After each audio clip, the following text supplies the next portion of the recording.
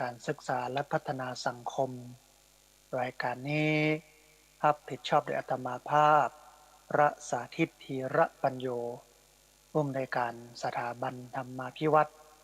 สถาบันเพื่อเผยแผ่พระพุทธศาสนาส่งเสริมการศึกษาและพัฒนาสังคมออกอากาศทุกวันอังคารใน2 ช่วงเวลาคือตี 4ไปจนถึงตี 5ช่วงหนึ่ง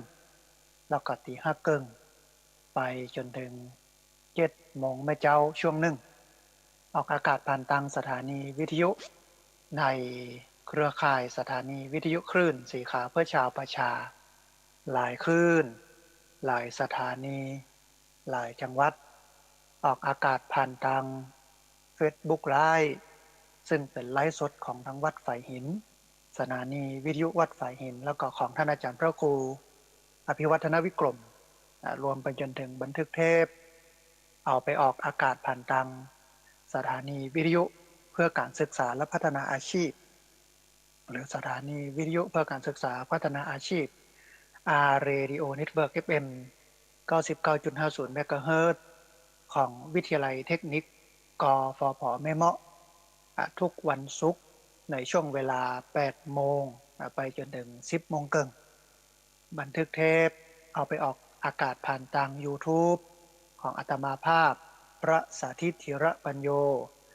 เอาไปออกอากาศผ่านทาง Facebook ของอาตมาภาพพระสาธิตธีระปัญโยแล้วก็เอาไปออกอากาศผ่านทาง YouTube ของสถาบันธรรมาภิวัตรซึ่ง3 ช่องทางสุดท้ายทางหลังนี้บอกว่าจะเป็น YouTube บอกว่าจะเป็นเพจFacebook ก็ดีท่านผู้ฟังสามารถไปติดตามรับฟังย้อนหลังไปCopyลิงก์ไปคัดลอกลิงก์ส่งแชร์เอาไปให้กับญาติธรรมทั้งหลายเพื่อได้ยินได้ฟังกันได้แถมตัวซึ่งรายการนี้รับผิดชอบโดยอาตมาภาพพระสาธิตธีระปัญโยผู้อำนวยการสถาบันธรรมาภิวัตรสถาบันเพื่อเผยแผ่พระพุทธศาสนาส่งเสริมการศึกษาและพัฒนาสังคมตั้งอยู่ณที่พักสงฆ์สถาบันธรรมาภิวัตรบ้านศพเตินตำบลศพปาดอำเภอแม่เมาะจังหวัดลำปางสาธุชนท่านผู้ฟังวันนี้เฮาปะกันแถมวันหนึ่งในบรรยากาศแต่คืนนี้พายุเข้า ที่อำเภอแม่เมาะเป็นลมขนาดท่านผู้ฟังแต่บ่มีฝนนะ มีก็ลมมาแหงพอสมควรแต่ว่าเดี๋ยวจะได้ไปดูความเสียหายที่เกิดจากพายุเพิ่นฮ้องว่าวาตะภัยจากลมที่พัดพาเข้ามาเอาควันเอาฝุ่นเอาใบไม้เอากิ่งไม้ตลอดจนถึงเอาสิ่งของเครื่องใช้ต่างๆปลิวไปตัว โดยเฉพาะหลังคายังไม่ได้ไปพอกอยดูแลความเสียหายเพื่อว่ามันนักหนาจารีแค่ไหนอย่างใดอันนี้อันที่หนึ่งแต่ถ้าฝนตกในซ้ำเหมาะแต่ว่านี่หันตังเมืองแป้พอไปตังเมืองแป้ก็เห็นฟ้าแมบฟ้าห้องแต่ก็บัดตกสักกำการลุ้นว่าโอ้ฝนมาแล้วนะ กลายเป็นลมไปเหี่ยท่านผู้ฟังอันนี้อันที่หนึ่งเนาะก็หลายพื้นที่อาจจะประสบปัญหาเรื่องนี้ก็คือเรื่องของพายุฤดูร้อนไม่ว่าจะเป็นฝนเป็นลมที่พัดกระหน่ำเข้ามาอาตมาภาพก็เอ่ยกับท่านผู้ฟังว่าอันไหนที่มันยังบ่แน่นบ่หนาเด้อก็ให้มันแน่นหนาสาหัสนะหลังคาที่ขันน็อตบ่แน่นก้องบ่แน่นก็ต้องก้องต้องขันไว้ให้มันเรียบร้อยฝาเฟือประตูพอกอยให้เรียบร้อยเพื่อป้องกันความเสียหายที่จะเกิดขึ้นจากพายุฤดูร้อนกันในช่วงนี้นะฮะเรื่องหนึ่งก็คือเรื่องของการแพร่ระบาดของโรคโควิด -19 นะก็แต่ว่านี่สถิติเสียชีวิตเนี่ยประมาณ88 คนติดกันอยู่10,000-20,000นะฮะคือจะเริ่มนักขึ้นเรื่อยๆลำปางนี่ก็เยอะนะฮะแล้วก็ ตรวจถึง2 อย่างATK ก็ดี RT-PCR ก็ดีเนี่ยก็น่าจะประมาณ4-5 หมื่นนะมันจะนักหรือว่าจะพีคสุดในช่วงหลังสงกรานต์เพราะว่าสงกรานต์นี่คนไปแอวไปปะกันไปผสมจุมนุมกันนะเสร็จแล้วก็จะทำให้โรคเนี้ยมันแพร่ระบาดไปในผู้คนนะเพราะฉะนั้นท่านผู้ฟังก็จำเป็นจะต้องระมัดระวังตัวเก่าแต่ว่านี่ไปประชุมที่ศาลากลางจังหวัดนะคณะอนุกรรมการการพัฒนาครอบครัวนะซึ่งมีท่านรองผู้ว่าราชการจังหวัดลำปางนั่นเป็นประธานเพื่อนก็เป็นเรื่องอื่นๆหลังจากที่ประชุมกันตามวาระเรียบร้อยแล้วเนี่ยนะฮะเป็นเรื่องอื่นๆเพื่อนก็แจ้งให้ในที่ประชุมทราบว่าคนเฒ่าเนี่ยเป็นคนที่เสี่ยงต่อการจะติดโรคแล้วก็เสียชีวิตจากโรคนี้นะเพราะว่าสถิติที่ผ่านมาเนี่ยที่80 คน88 คน70 คน50 คน60 คนที่เสียชีวิตเนี่ย80-90เนี่ยเป็นผู้สูงอายุนะแล้วนะ80-90เนี่ยมีโรคประจำตัวเรื้อรังนะเป็นโรคไตเป็นโรคเบาหวานเป็นโรคความดันเป็นโรคหัวใจหรือโรคอื่นๆนะฮะแล้วก็70-80-90%เหมือนกันกับผู้สูงอายุที่เสียชีวิตเนี่ยไม่ได้ฉีดวัคซีนเปิ้ลก็เลยฝากประชาสัมพันธ์มาบอกว่าพระอาจารย์ถ้าได้มีโอกาสได้อู้นะก็ขอกราบนิมนต์พระอาจารย์ได้อู้ได้เชิญชวนพี่น้องนะโดยเฉพาะผู้สูงอายุไปฉีดวัคซีนนะเพื่อป้องกันโรคที่จะเกิดขึ้นในช่วงของสงกรานต์ที่จะเกิดขึ้นในช่วงเดือนเมษายนนะฮะอาตมาภาพก็เลยบอกว่าเดี๋ยวจะประชาสัมพันธ์ดังสถานีวิทยุนะเพราะฉะนั้นท่านผู้ฟังท่านไหนที่ยังไม่ได้ฉีดวัคซีนก็เจริญพรไปฉีดแต่ว่าต้องพอตัวเก่าเนาะนะถ้าเราแข็งแรงเราพร้อมก็ไปฉีดถ้าบอกแข็งแรงบอกพร้อมก็บอกเป็นยังนะกระจายมาตรการอื่นเช่นสวมหน้ากากอนามัยล้างมือด้วยเจลแอลกอฮอล์นะแล้วก็โซเชียลดิสเทนซิ่งอยู่ห่างกันไว้นะจะไปใกล้ไปไกลกันนักล้ำไปนี่นะฮะอันนี้ก็เป็นข่าวประชาสัมพันธ์เพื่อป้องกันความเสียหายหรือเสียชีวิตที่อาจจะเกิดขึ้นจากการติดโรคโคโรนา19หรือว่าโควิด19นะที่จะเกิดขึ้นกันนะช่วงนี้ก็แพร่กระจายกันไปคนที่มากักตั๋วที่สถาบันธรรมาภิวัตรแล้วก็ที่ในหมู่บ้านตอนนี้ก็ออกเรียบร้อยละนะอาตมาภาพก็แซวแต่ว่าออกกรรมแล้วเนาะนะอยู่กรรม10 วันตอนนี้ออกกรรมแล้วนะก็ต้องตรวจพอก่อนเนอร์ก่อนออกนะ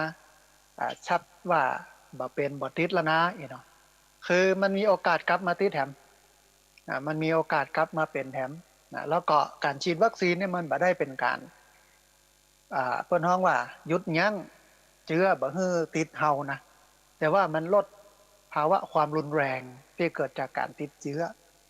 ลดการที่ทำให้เชื้อนั้นลงไปในปอดนะฮะอันนี้ก็ประชาสัมพันธ์พี่น้องท่านใดนะพร้อมก็ไปฉีดวัคซีนกันนะแถมเรื่องหนึ่งท่านผู้ฟังในวันที่17 สิงหาคมพุทธศักราช2565ที่จะถึงนี้ที่พักสงฆ์สถาบันธรรมาภิวัตรจะครบรอบ1 ทศวรรษหรือว่า10 ปี10 ปีแล้วนะท่านผู้ฟังกึดกอยพอท่านผู้ฟังที่มากินมาทานครั้งแรกนะศาลาก็มีนะศาลาก็บ่มีนะกลางเต้นกันต่างก็เข้าออกลำบากเนาะไปมาเข้าออกลำบากขนาดนะฮะก็กินก็ต้านกันไปจนได้แปลงได้สร้างกันขึ้นมาเป็นเป็นอย่างแล้วก็ได้สังคมได้ประโยชน์จากที่พักสงฆ์สถาบันธรรมาภิวัตรนี้หลากหลายมากมายในช่วงเวลา10 ปีคือสั้นๆเนี่ย10 ปีที่ผ่านมาคนมาใช้ประโยชน์นักหนาจารีนะเพราะว่าจะเป็นนักเรียนโรงเรียนผู้สูงอายุซึ่งมาจาก8 หมู่บ้านในตำบลสมปาดหน่วยงานราชการต่างๆนะมีทหารมีตำรวจมีพชนะมีศูนย์วิทย์มีกศนมีอบตนะมาใจกันหลากหลายนะฮะ นักเรียนนักศึกษากอรมนด้วยนะมาใช้ประโยชน์ตลอดเวลาที่ผ่านมาแล้วก็สามเณรนะบอกว่าจะเป็นสามเณรโรงเรียนบาลีสาธิตศึกษาจำนวน100-200รูปที่มาปฏิบัติธรรม3 คืน 4 วันประจำหลายปีนะฮะ5-6-7 ปีแล้วก็มาเฮียน หลักสูตรทวิศึกษาก็มาพักอาศัยที่นี่15 วันนะเฮียนช่างนะชั้นปวชควบคู่กันไปกับม .6 แล้วก็ควบคู่กับนักธรรมนะที่พระเปิ้นได้ทำได้เฮียนกันละเด็กละอ่อนนะคนทั่วไปที่มาพักที่มาอาศัยคนติดโควิดวิกฤตโควิดเกิดก็มาใจที่นี่เป็นที่พักก็ถึง10 ปีแล้วท่านผู้ฟังก็กึดกอยว่าก็น่าจะจัดงาน1 ทศวรรษ10 ปีที่พักสงฆ์สถาบันธรรมาภิวัตรความดีความงามคุณค่าและความหมายต่อสังคมนะคือที่พักสงฆ์สถาบันธรรมาภิวัตรเนี่ยตั้งขึ้นมาเพื่อตอบสนองประโยชน์ในการใจด้านการพัฒนาสังคมนะในการพัฒนาคนในการประกอบพิธีกรรมก็มีพ่องแต่บ่นักนะมาเน้นพิธีกรรมแต่ก็จะเน้นการพัฒนาคนนะให้คนนั้นกินอยู่อย่างต่ำแต่มุ่งกระทำอย่างสูงกินง่ายอยู่ง่ายแต่ไม่มักง่าย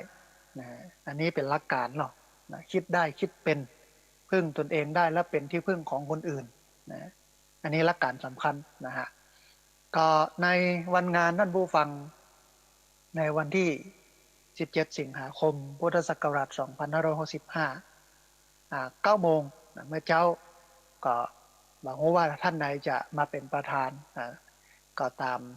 โอกาสตามวาระก็อาจจะเป็นท่านผู้ว่าท่านรองผู้ว่าหรือนายอำเภอหรือปลัดคนใดคนหนึ่งนะฮะจุดเทียนธูปบูชาพระรัตนตรัยไหว้พระรับศีลพระสงฆ์9 รูปก็เจริญพระพุทธมนต์เสร็จแล้วก็ถวายตาลนั่งสมาธิกันสักน้อยหนึ่งแล้วก็ถวายตาลผู้จารย์นำไหว้พระในโอกาสนี้เนี่ยก็เชิญชวนท่านผู้ฟังนะได้ร่วมบุญถวายปัจจัยแล้วก็ไทยธรรมแก่พระสงฆ์ไทยธรรมเนี่ย9 ชุดนะฮะชุดละ500 บาทนะแล้วก็ปัจจัยเนี่ยรูปละ 2,000นะประมาณสัก9 รูปนะอันนี้เป็นเบื้องต้นอันที่1เนาะไทยธรรมชุดละ500จำนวน9 ชุดรวมถึงปูจานก็10 ชุดนะแล้วก็พระสงฆ์จำนวน9 รูปนะรวมถึงปูจานโดยก็10 ชุดชุดละ 2,000 10 ชุดชุดละ500 10 ชุดนะฮะใครจะเป็นเจ้าภาพก็เรียนเชิญเจริญพรนะเดี๋ยวได้อู้กันทีหลังนะอันนี้หนึ่งหลังจากที่พระสงฆ์เป็นเจริญพระพุทธมนต์แล้วไหว้พระแล้วลาพระอย่างเรียบร้อยแล้วก็จะพาคณะที่มาร่วมทำบุญในวันนั้นเนี่ยลงไป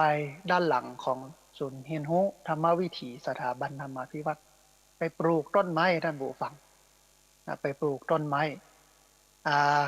ไม้ที่ปลูกนี่เป็นไม้ผลที่มันแบบพัดใบเช่นลำไยลิ้นจี่มาฝางเป็นต้นแอปเปิลสตาร์แอปเปิลเมืองนี่นะก็ปลูกถึงเตื้อต้องปลูกดีๆนะให้มันเป็นประโยชน์อันที่1ร่มเงาอันที่2ดอกผลนี่นะก็จะปลูกหลายร้อยต้นนะฮะ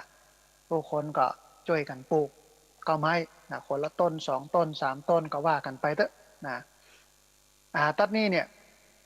ก็เชิญชวนท่านผู้ฟังนะมาร่วมบุญเป็นเจ้าภาพต้นไม้นะเป็นเจ้าภาพต้นไม้ต้นละ200 บาทนะมีวันเวลาที่ผ่านมานี่ก็มีญาติโยมมาร่วมทำบุญกันพอสมควรนะกาละ200เนี่ยนะก็จะถึงวันที่17 สิงหาก็น่าจะได้นักอยู่นะเพราะฉะนั้นตัดนี้ก็ผู้เอิญเชิญชวนท่านผู้ฟังได้มาร่วมเป็นเจ้าภาพต้นไม้สำหรับเอามาปลูกต้นละ200 บาทนะฮะหลังจากที่ปลูกต้นไม้เสร็จแล้วก็พักย่างรับประทานอาหารกลางวันกินข้าวแล้วบ่ายโมงก็เข้าสู่เวทีเสวนา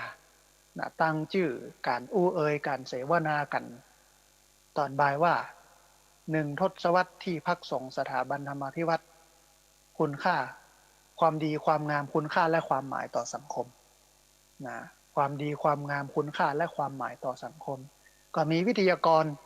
ซึ่งมาจากภายในก็คือพี่น้องชาวบ้านหน่วยงานราชการแล้วก็ทั้งนอกมาห่วมอู้ห่วมเอ่ยกันนะอู้ถึงเรื่องของประโยชน์ที่ได้จากที่พักสงฆ์สถาบันธรรมาภิวัตรนะเพราะฉะนั้นเรียนเชิญเจริญพรท่านผู้ฟังเนอะมาห่วมบุญกันแต่ว่านี่ก็มีมาสองสามรายนะโทรเข้ามาห่วมบุญเป็นเจ้าภาพต้นไม้3 ต้น4 ต้นพ่อง2 ต้น3 ต้นพ่องแม่กิมลันนะวันก่อนแม่กิมลันก็ห่วมบุญมาตัวนะฮะเพราะฉะนั้นท่านผู้ฟังที่ฟังอยู่นะจะห่วมบุญเป็นเจ้าภาพกล้าไม้กล้าละ200 บาทหรือเป็นเจ้าภาพไทยธรรมนะชุดละ500 บาทจำนวน10 ชุดแล้วก็เป็นเจ้าภาพถวายปัจจัยแด่พระสงฆ์จำนวน9 รูปรูปละ2,000 บาทนะเรียนเชิญเจริญพรได้ที่บัญชีธนาคารกรุงไทยสาขาประตูชัยนะของที่พักสงฆ์สถาบันธรรมาภิวัตรที่พักสงฆ์สถาบันธรรมาภิวัตรหมายเลขบัญชี5360755318นะ5360755318เป็นธนาคารกรุงไทยสาขาประตูชัยของที่พักสงฆ์สถาบันธรรมาภิวัตรหมายเลขบัญชี5360755318ในวันที่17สิงหาท่านใดจะมาร่วมบุญพระป่านะเพื่อจัดตั้งมูลนิธิสถาบันธรรมาภิวัตรก็เรียนเชิญเจริญพรตอนนี้ได้ให้ญาติโยมลูกศิษย์ลูกหาเพิ่นออกแบบกระเป๋าผ้านะท่านผู้ฟังกระเป๋าหิ้วน้อยๆนะ เอามาให้ญาติโยมปูจาด้วยเนอะถ้าไผมาในวันที่17สิงหาคม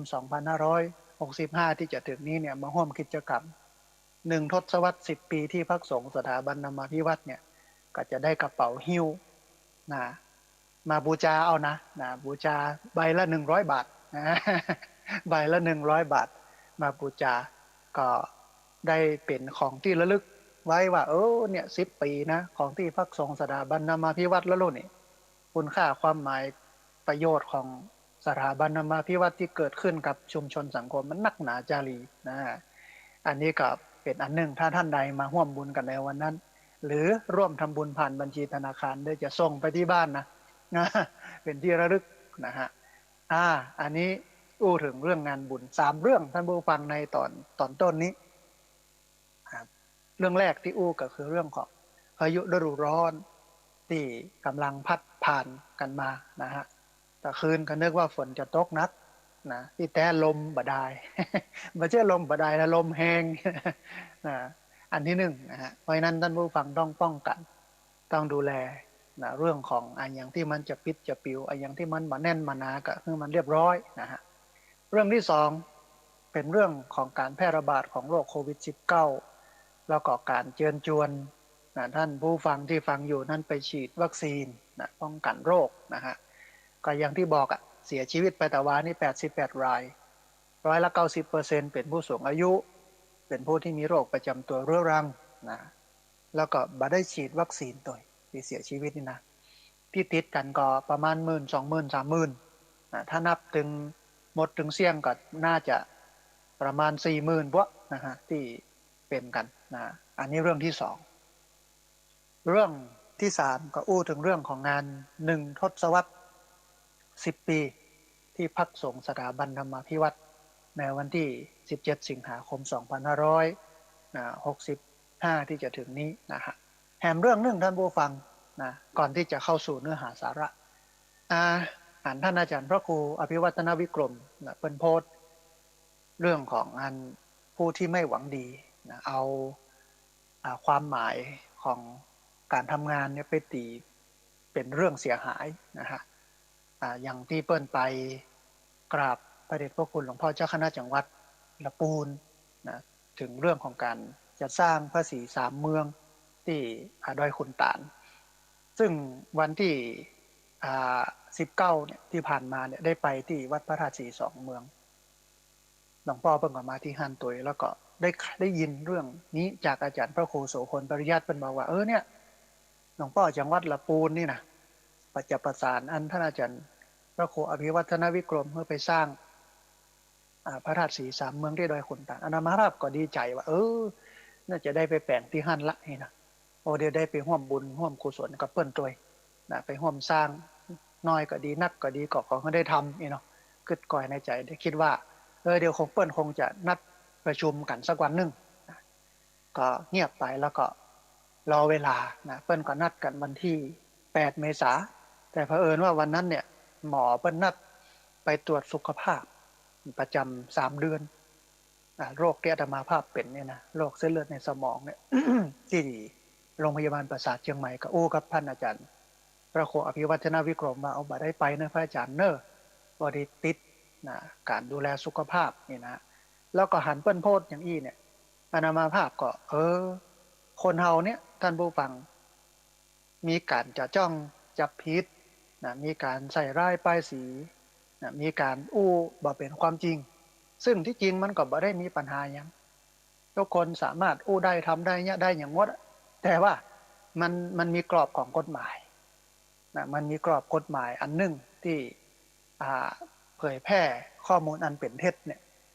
ส่งต่อในสื่ออิเล็กทรอนิกส์นะถ้าเอาความผิดอันนี้นี่ก็นับอยู่นะพอสมควรแล้วก็มีเรื่องของการหมิ่นประมาทด้วยการโฆษณา อันนี้ข้อหาหนึ่งนะ2ข้อหาเนี่ยติดข้อหัวจักตัวใดแล้วนะเสี่ยงสตังค์หัวจักตัวใดแล้วนะเพราะฉะนั้นท่านที่เป็นปัญหาที่ทำอยู่เนี่ยก็ต้องเลิกเนาะแล้วก็ต้องปรับตัวใหม่ต้องเข้าใจครูบาอาจารย์ใหม่ซึ่งที่จริงคนทำงานก็มีปัญหาอย่างนั้นมันก็เข้าใจเพื่อก็ทำไปแต่ว่ามันก็เสียความรู้สึกอันน้อยหนึ่งนะเพราะฉะนั้นก็เตือนท่านผู้ฟังไว้ที่ทำเนี่ยก็ลดละเลิกเงี้ยนะย่างการทำมาสร้างสรรค์ดีกว่าท่านผู้ฟังความดีความงามนี่มันยากอยู่แล้วในสังคมวันนี้นะคนที่เปิ้นทำอยู่ก็มาให้กำลังใจกันมาเป็นกำลังใจกันดีกว่ามาบั่นทอนให้เปิ้นได้รับความเสียหายนะก็ให้กำลังใจท่านอาจารย์พระครูอภิวัฒนวิกรมแล้วก็เตือนญาติโยมที่มีพฤติกรรมอย่างนี้นะฮะเอาละท่านผู้ฟังตอนนี้เข้ามาสู่เนื้อหาสาระของเรื่องราวที่จะเอ่ยกันในวันนี้นะฮะมันมีบทความในอินเทอร์เน็ตเปิ้นบอกว่า20บทเรียนชีวิตที่เริ่มเข้าใจเมื่ออายุมากขึ้นก็บอกว่าเฮาเท่าหรือยังนะตอนนี้จะ40แล้วนะ ชอบเรื่องพวกนี้นะก็เลยท่านผู้ฟังที่ฟังอยู่นะส่วนใหญ่ก็เป็นผู้สูงอายุนะไม่ใช่คนเฒ่านะแต่ว่าเป็นผู้สูงอายุ ก็เลยเอาเรื่องนี้มาท่านผู้ฟังทั้งหลายได้ฟังกันในช่วงต้นของรายการธรรมาภิวัตร20บทเรียนชีวิตที่เริ่มเข้าใจเมื่ออายุมากขึ้นนะเวลาเฮามากอายุนักขึ้นเฮาจะเข้าใจอย่างหลายอย่างนะโดยเฉพาะ20ข้อดังต่อไปนี้นะเอามาพอทีละข้อทีละข้อท่านผู้ฟังอันแรกเลยนะเพิ่นบอกว่าเวลาชีวิตเฮาลดลงไปตึงวันควรเลิกเสียดายอดีตได้แล้วนะเวลาชีวิตเฮาลดลงไปตึงวันควรเลิกเสียดายอดีตได้แล้วบางคนนี่ลำนี้ลำไรเนาะห้ามหาแต่เรื่องอดีตนะเพราะว่าคนเฒ่าเนี่ยมักจะเรื่องความหลังมักจะเรื่องอดีตบ่ว่าจะเป็นความสำเร็จบ่ว่าจะเป็นความล้มเหลวบ่ว่าจะเป็นความประทับใจ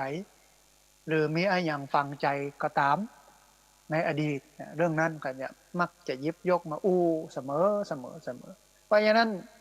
อาทิตังนาคามยะนปฏิกังเขนะอนาคตังปัจจุปันนังอดีตนั้นมันเป็นสิ่งที่ล่วงพ้นผ่านไปแล้วอนาคตมันยังมาบ่ถึงตื้อซึ่งสองอย่างนี้ก็คืออดีตแล้วก็อนาคตเนี่ยเราบ่สามารถไปไปทำอะไรอย่างมันได้เลยอดีตก็บ่สามารถที่จะย้อนไปทำได้อนาคตก็บ่สามารถที่จะไปไปสร้างอะไรอย่างไว้ได้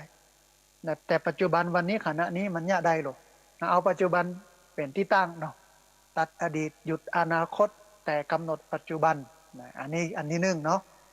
บ่ต้องไปเล่าความหลัง คนบักเก่าก็นึกว่าถ้าเป็นคนเฒ่าเนี่ยชอบของขมชมของเก่าเล่าความหลังหิวหนังเหี่ยวสุมาเตอร์ท่านผู้ฟัง เยี่ยวไม่พ้นตัวอันนี้เป็นลักษณะของคนเฒ่าเหรอชอบของขมชมของเก่าเล่าความหลังผิวหนังเหี่ยวเยี่ยวไม่พ้นตัวเองนะเพราะนั้นเวลาชีวิตเฮาลดลงไปถึงวันเฮาก็ควรจะเลิกเสียดายอดีตที่มันฝังใจมันประทับใจได้แล้วเอาปัจจุบันเป็นไปนะท่านผู้ฟังเนาะอันนี้หนึ่งนะฮะอันที่สองมันบอกว่าความสุขบ่ได้เกิดจากมีเท่าใดแต่ความสุขอยู่ที่เฮาปอเมื่อใดอันนี้น่าสนใจท่านผู้ฟังความสุขบ่ได้เกิดจากมีเท่าใดแต่ว่าความสุขเนี่ยมันเกิดจากอยู่ที่เฮาเนี่ยปอเมื่อใดเหมือนคำกรบทหนึ่งท่านผู้ฟังที่เปิ้นบอกว่าความไม่พอใจจนเป็นคนเข็นพอแล้วเป็นเศรษฐีมหาศาลจนทั้งนอกจนทั้งในมิได้การจงริอ่านแก้จนเป็นคนพอความไม่พอใจจนเป็นคนเข็นพอแล้วเป็นเศรษฐีมหาศาลจนทั้งนอกจนทั้งในมิได้การจงริอ่านแก้จนเป็นคนพอความสุขของเฮาเนี่ยมันบ่ได้เกิดจากเฮามีนักเท่าใดแต่ว่าเฮามีความสุขที่เกิดขึ้นจากการที่เฮาปอเมื่อใดถ้าปอเฮาก็มีความสุขถ้าบ่ปอหิวโหยหิวกระหายแสวงหาไปเรื่อยเนี่ยมันก็หาความสุขบะสักเตื้อนะฮะแต่ว่าบ่ได้หมายความว่าจะให้เฮาหยุดยั้งในการแสวงหาก็หาไปเต้าก็ได้เต้าที่มีบ่ต้องอย่างนักหนาจารีละวันก่อนนะ ไปดูคลิปวิดีโอของอ่าพิมพาพรศิริซึ่งอดีตเนี่ยเป็นนักร้องลูกทุ่งชื่อดังออกอัลบั้มแรกมาก็ดังเลยเดินสายไปทั่วประเทศอย่างนี้นะคนฮู้จักเดี๋ยวนี้ยังมีชีวิตอยู่นะพิมพาพรศิริอ่าอ่าเพลงดังของเปิ้ลก็คือน้ำตาเมียซาอุเนี่ยคิดมาโอลาช้ำหนักเนี่ยนะเออมันเปิ้ลก็ไปอยู่บ้านที่เป็นป่าก็ใช้ชีวิตธรรมชาติสบายมีการเลี้ยงไก่มีการเลี้ยงปลาหาบน้ำตำเข้าเนี่ยยังไปเป็นลูกทุ่งหลายคนก็มองว่าโอ้ตกอัพแล้วเนี่ยได้รับความลำบากแล้วเนี่ยเปิ้ลก็บอกว่าเนี่ยความสุขมันแบบจะอยู่ที่เฮามีเท่าใด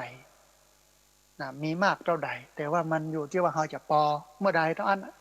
ถึงวันนี้เปิ้ลพอใจมากกับชีวิตอย่างอี้บัดแต่ไปวุ่นวายอย่างกับไผบ่ต้องไปตุกอย่างกับไผบ่ต้องไปกึดหยังอยู่ไปทำไปกินไปเนี่ยมันเป็นมุมมองของชีวิตท่านผู้ฟังของของแต่ละคนนะที่จะมองนะฮะอย่างอันพิมพาพรศิริเนี่ยก็เป็นตัวอย่างหนึ่งที่เห็นได้ชัดเลยอะนะที่เปิ้นปอกับการเป็นในการอยู่ของเปิ้นอย่างอี้นะฮะอันนี้อันที่สองเนาะความสุขบ่ได้เกิดจากมีเท่าใดแต่ความสุขอยู่ที่เฮาปอเมื่อใดนะฮะอันที่สามเปิ้นบอกว่ามีพบมีพรากมีจากมีลาเป็นเรื่องธรรมดาที่ต้องเกิดขึ้นกับผู้คนฝึกให้ชินวันหนึ่งมันจะวนมาหาเฮาอย่างแน่นอนการพบการพรากการจากการลาเนี่ยถึงสักวันหนึ่งมันจะวกมาหาเฮาแน่นอนมันจะวนมาหาเฮาแน่นอนมันเป็นเรื่องปกติท่านผู้ฟังแล้วก็เป็นสัจธรรมนะบนโลกนี้มาว่าจะเป็นสิ่งสำคัญหรือบ่สำคัญเป็นของละเอียดบ่ละเอียดเป็นของดีบ่ดีเนี่ยกูสิ่งกูอย่างที่เกิดขึ้นมาแล้วมันก็จะมีลักษณะคือตั้งอยู่และท้ายที่สุดมันก็ดับไปบ่ช้าก็เร็วเป็นเรื่องธรรมดาบ่ว่าจะเป็นคนบ่ว่าจะเป็นของบ่ว่าจะเป็นหน้าที่ตำแหน่งความพอใจความบ่พอใจความดีความงามความบ่ดีบ่งามอะไรอย่างทั้งหลายทั้งปวงที่เกิดขึ้นมาบนโลกนี้เมื่อมันมีพบก็มีพรากมีจากมีลามีมามีไปเป็นเรื่องธรรมดาเพราะฉะนั้นเราฝึกให้ชินท่านผู้ฟังวันหนึ่งสิ่งเหล่านี้มันจะวนมาหาเราอย่างแน่นอนนะอาตมาภาพก็เห็นเนาะในงานชาปนกิจของญาติโยมทั่วไป อันที่เปิ้นทำใจได้ที่เปิ้นเข้าใจก็เข้าใจนะซึ่งก็เป็นชาวพุทธแท้ว่าเนี่ยธรรมดาเกิดขึ้นตั้งอยู่ดับไปมีภพมีภาคมีจากมีลามีมามีไปแต่คนที่เปิ้นบ่ได้เรียนรู้บ่ได้ศึกษาบ่ได้เข้าใจเรื่องเหล่านี้เปิ้นก็จะโศกเศร้าเสียใจให้คร่ำครวญเนาะนะเสียดายแล้วก็เสียความรู้สึกเสียอันยังหลายๆอย่างจากการสูญเสียปิยชนคนอันเป็นที่ฮักก็เกิดในใจว่าถ้าเปิ้นมีโอกาสได้เรียนรู้หลักธรรมในทางพระพุทธศาสนาโดยเฉพาะหัวใจของพระพุทธศาสนาคือเรื่องไตรลักษณ์เนี่ยเกิดขึ้นตั้งอยู่ดับไปอนิจจังทุกขังอนัตตาเนี่ยชัดเจนนี่นะเปิ้นก็จะบ่ต้องมาโศกเศร้าบ่ต้องมาเสียใจบ่ต้องมาคร่ำครวญอย่างอี้นะแต่ว่ามันก็หาโอกาสยากที่จะให้เปิ้นได้ศึกษาครับเปิ้นบ่ค่อยเข้าวัดเข้าวาถ้าเข้าวัดก็ไปทำพิธีนอกศาสนาเอาง่ายๆถ้าเป็นพิธีในศาสนาก็ไปตั้งขันเข้าวันพระวันศีลเหียเล็กๆน้อยๆที่เหลือก็มีโอกาสได้เจอพระเจอสงฆ์วิทยุธรรมะที่เปิ้นมีก็ฟังเนี่ยแล้วก็วันดีคืนดีก็ไปสืบชะตาซึ่งเป็นนอกพิธีนอกพุทธศาสนาไปสืบชะตาไปปุจจาเตียนไปสะเดาะเคราะห์ซึ่งเป็นนอกพุทธศาสนาไปก็เลยบ่ค่อยได้ประโยชน์จากศาสนาแล้วก็บ่ได้มีโอกาสได้เรียนรู้เรื่องการมีภพมีพรากมีจากมีลามีมามีไปเติงเวลาสูญเสียปิยชนคนอันเป็นที่ฮักของที่ฮักบรรยากาศที่ฮักที่ชอบใจที่พอใจตุกอกตุกใจเศร้าอกเสียใจนะแต่ถ้าเปิ้นได้ฝึกให้ชินกับสิ่งเหล่านี้แล้วก็ธรรมดามีภพมีพรากมีจากมีลามีมามีไปเกิดขึ้นแล้วก็ตั้งอยู่แล้วก็ดับไปนะอันนี้อันที่สามท่านผู้ฟังนะอันที่สี่เปิ้นบอกว่าสิ่งใดที่เฮาควบคุมมันบ่ได้สิ่งนี้กำลังสอนให้เฮานั้นปล่อยวางสิ่งใดที่เฮาควบคุมมันบ่ได้สิ่งนี้กำลังสอนให้เฮานั้นปล่อยวางแต่ถ้าอู้กันลึกๆแล้วเนี่ยมันมีสิ่งใดที่เฮาควบคุมได้สักอย่าง บ่ว่าจะเป็นตัวเฮานะเอาขนาดผมที่อยู่บนหัวเฮาอยู่ก็หัวเฮาแท้ๆเนี่ยเฮาบ่สามารถจะควบคุมบ่ให้มันงอกได้อะอันจะไปงอกเนอะสั่งมันไว้นะมันจะงอกนะ ผิวหนังที่อยู่กับเฮาเนี่ยควบคุมก็ไม่ได้ก็มันอยู่กับแขนเฮาแท้ๆเนี่ยอยู่กับเนื้อกับตัวเฮาแท้ๆเนี่ยสั่งมันบ่ให้มันเหี่ยวบ่ให้มันย่นนั่นบูฟังมันก็เหี่ยวก็ย่นนะแข้งขาก็อยู่กับเฮาติดกับตัวเฮาแท้ๆให้มันเตียวดีๆบ่ให้มันแป๊บ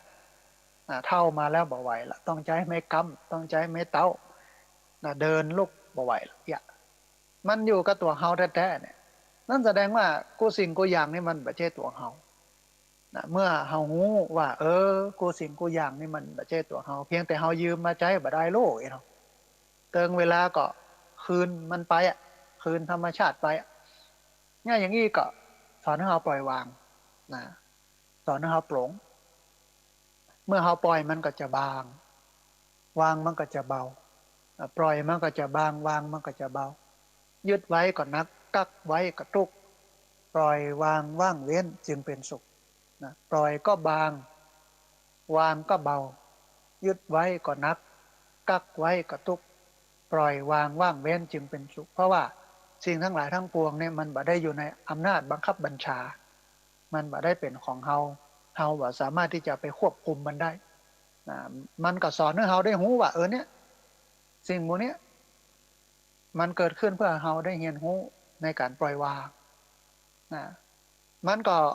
สอนได้หลายอย่างนะอย่างหนึ่งก็คือเรื่องของการทำใจมันบ่ได้เป็นไปอย่างที่เฮาคิดมันบ่ได้เป็นอย่างที่ใจเฮาปรารถนาก็ปล่อยมันจ้างมันเถอะเนี่ยถึงที่สุดแล้วลูกทำดีที่สุดละตกแต่งแต่งดาประคับประคองให้มันเป็นไปดั่งใจเฮาแล้วมันบ่ได้อย่างนั้นก็ธรรมดาเพราะว่าเฮาบ่สามารถจะควบคุมได้กูอยากทุกอย่างเลยนะไม่ใช่ว่าควบคุมได้นะควบคุมได้เป็นอย่างนี้เป็นธรรมชาติแต่มันก็ภูมิใจว่าเฮาทำถึงที่สุดแล้วนะอู้เรื่องนี้ก็เติงหาเรื่อง มหาชนกที่เรือล่มอยู่กลางทะเลว่ายอยู่กลางทะเลว่ายน้ำนะอยู่กลางทะเลอ่านางมณีเมฆขลาสดมาหาก็บอกว่าจะว่ายอย่างเนี่ยยังมาหันฟังบอกว่ามันจะไปทางเหนือบอกว่ามันจะไปทางใต้บอกว่าจะขึ้นฝั่งได้ก่อนแต่ว่าเนี่ยยังมหาชนกก็บอกว่า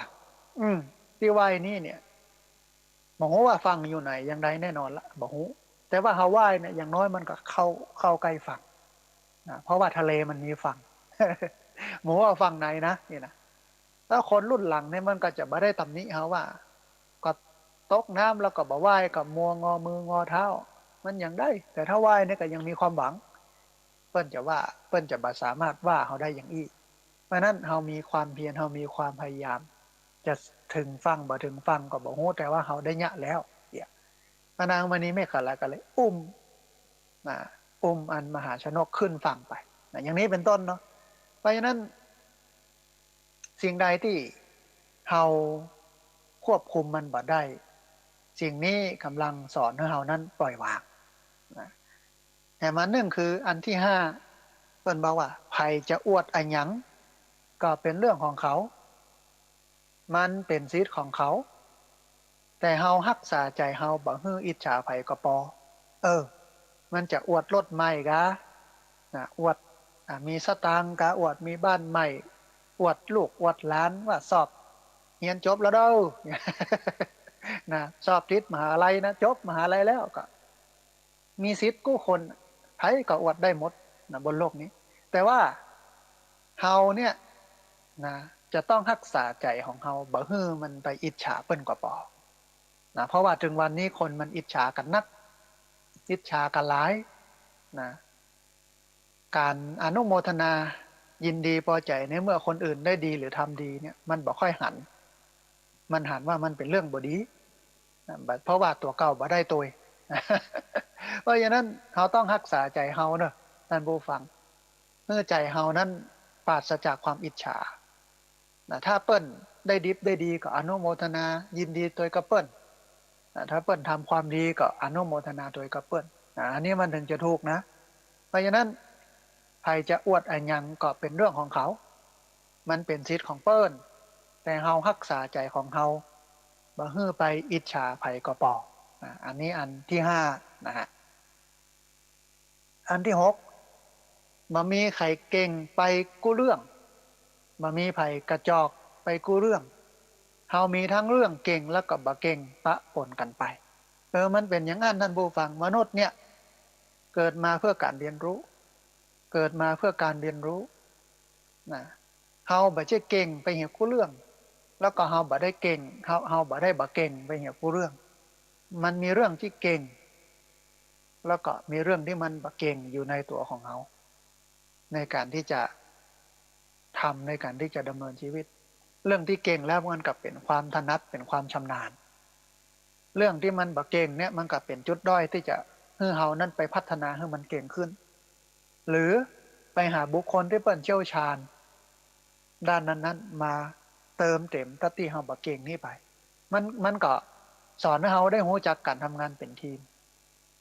นะว่าเฮาขาดอะไรอย่างพ้องเฮาบ่เก่งเรื่องใดก็เอาคนที่เปิ้นเก่งเรื่องนั้นเข้ามาทำงานร่วมกันนะมันเป็นอย่างนี้เพราะฉะนั้นท่านผู้ฟังเฮาบ่ต้องไปกังวลเรื่องที่เฮาบ่เก่งแล้วก็เฮาบ่ต้องไปกระยิมยิ้มย่องเรื่องที่เฮาเก่งแล้วเฮาก็มองไปพอคนอื่นเพิ่นก็เป็นอย่างเฮาเพราะคนทุกคนบ่มีไผสมบูรณ์นะเพิ่นเก่งเรื่องหนึ่งแต่อาจจะขาดเรื่องหนึ่งเหมือนกับเฮาเนี่ยเฮาเก่งเรื่องหนึ่งอาจจะขาดเรื่องหนึ่งไปทุกคนล้วนสามารถเติมเต็มเพื่อกันและกันได้มันทำให้ถ้าคิดอย่างเงี้ยมันทำให้คนนั้นอยู่บนโลกนี้ได้อย่างมีความสุขนะจะเป็นส่วนเติมเต็มเป็นจิ๊กซอว์ที่จะมาต่อให้กันและกัน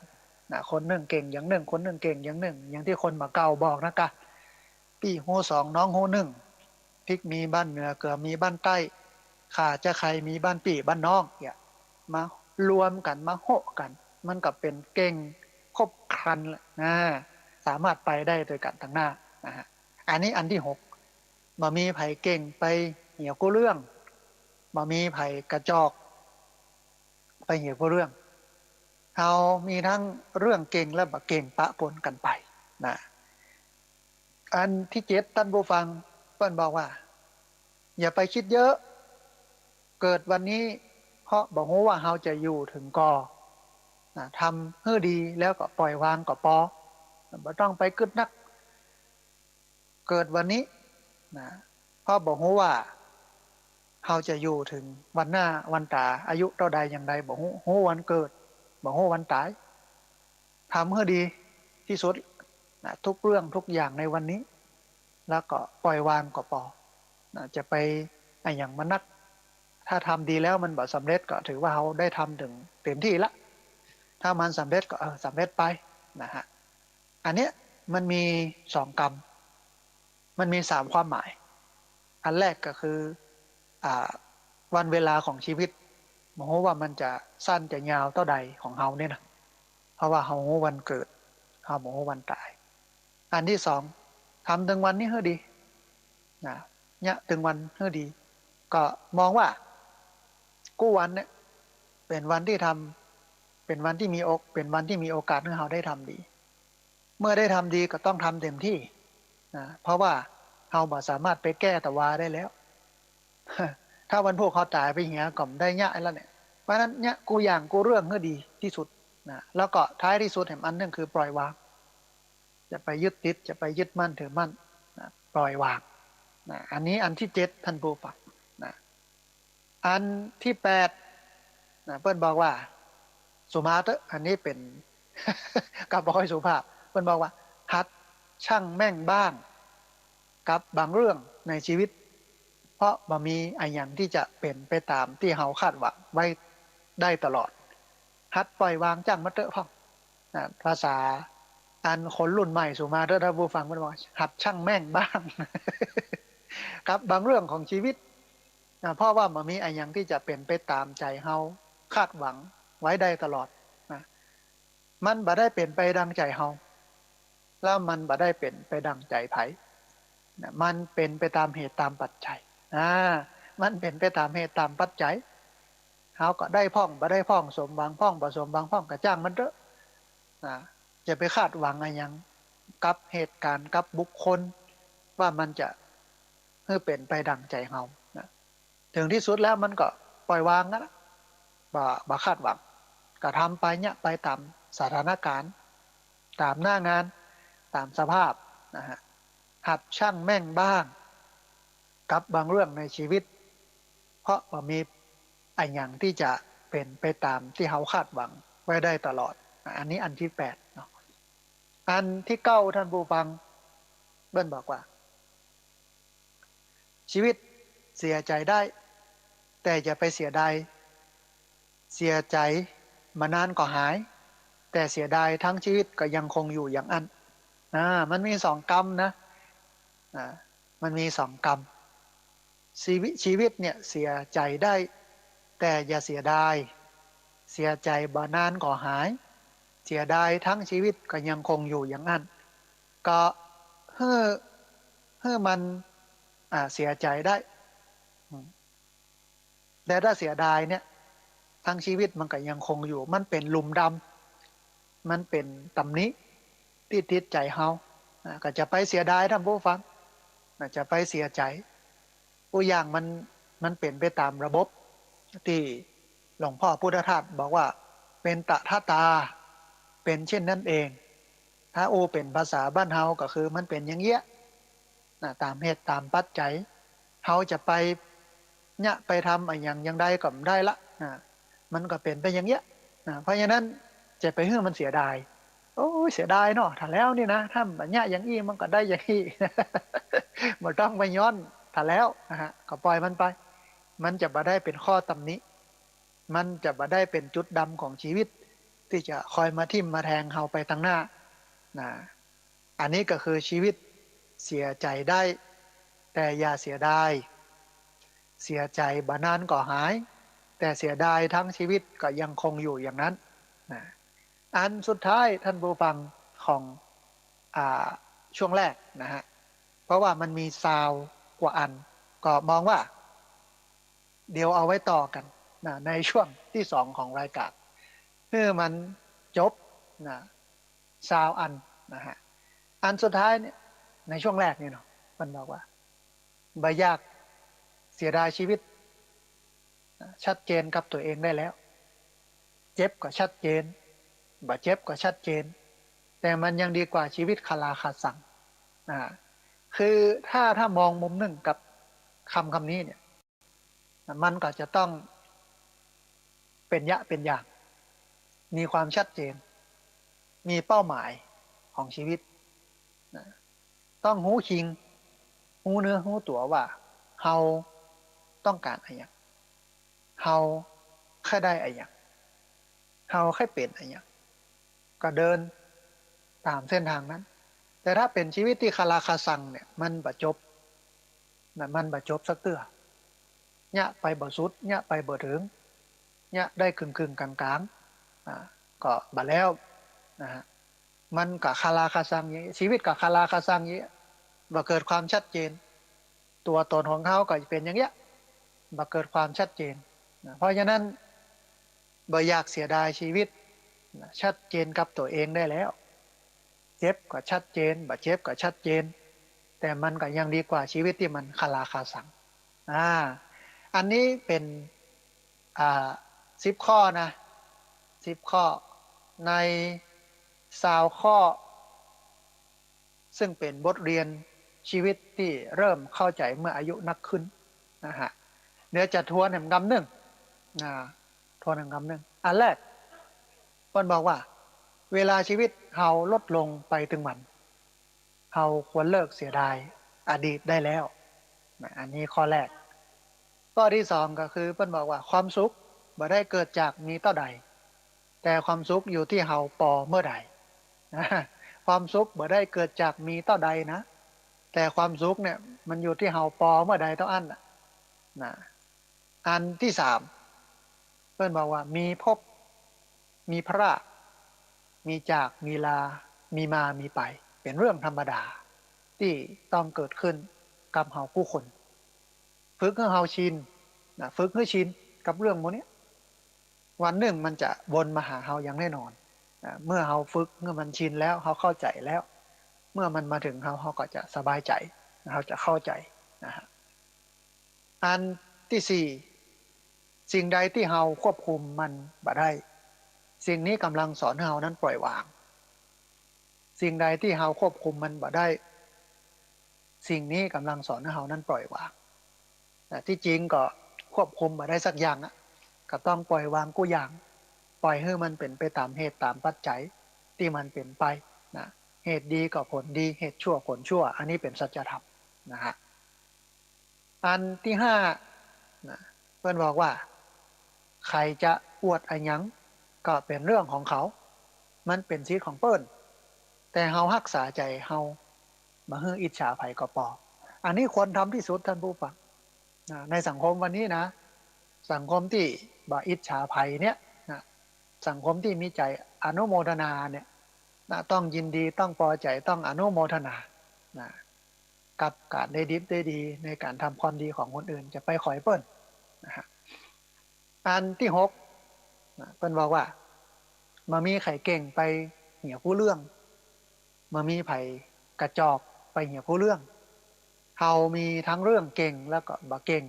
ปะปนกันไปก็มันเป็นธรรมดาของมนุษย์อ่ะนะมีตึงเก่งมีตึงบ่เก่งแต่ว่าเฮาสามารถมาผ่องถ่ายมาจับกู้ให้มันเข้ากันได้คนอันนี้คนนี้เก่งนั้นคนนั้นเก่งนี้นะเหมือนกับปี่หูสองน้องหูหนึ่งพริกมีบ้านเหนือก็มีบ้านใต้ข่าจะใครมีบ้านปี่บ้านน้องเอามาผสมกันนะกับมันไปได้โดยการเอาคนเก่งมา